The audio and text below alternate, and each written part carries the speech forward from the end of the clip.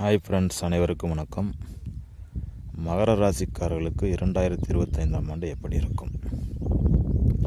பொதுவாக வருட கிரகங்களின் நகர்வுகளை பொறுத்தே ஒரு மனிதனின் வாழ்க்கை பாதையில் நன்மை தீமைகள் ஏற்படுகின்றன. அதனை வைத்து பார்க்கும்போது முதலில் சனி பகவான் 7 சனி அமைப்பை முடித்து கொண்டு 3ஆம் இடத்திற்கு செல்கிறார். குரு 5ஆம் இடத்திலிருந்து 6ஆம் இடத்திற்கு செல்கிறார். ராகு பகவான் 3ஆம் இடத்திலிருந்து 2ஆம் இடத்தை நோக்கி வருகிறார்.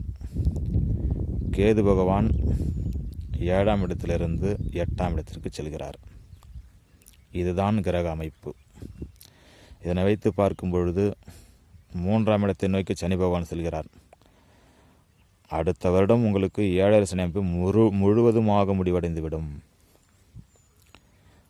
அதற்கு பிறகு எடுத்த காரியங்களில் வெற்றி, செய்தொழில் விருத்தி, தைரியம், துணிச்சல், உங்களுக்கு தடை என்பதே இல்லை. அனைத்து விதமான செயல்களுக்கும் சரியான பாதையை அமைத்து தருவார் சனி பகவான்.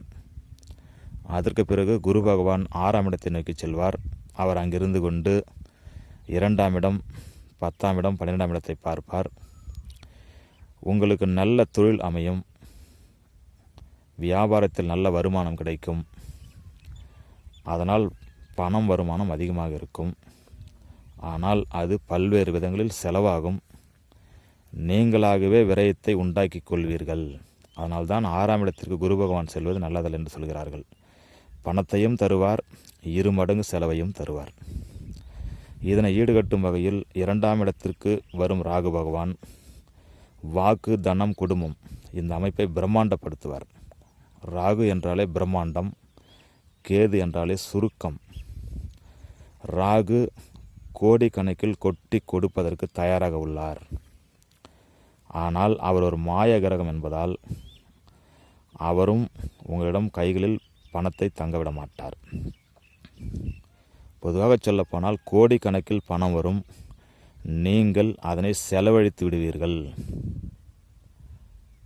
இதுதான் உண்மை. 8ஆம் இடத்திற்கு வரும் கேது பகவான் திடீர் பயம், மன உளைச்சல், மன அழுத்தம், எதுவும் புரியாத ஒரு நிலையை தருவார்.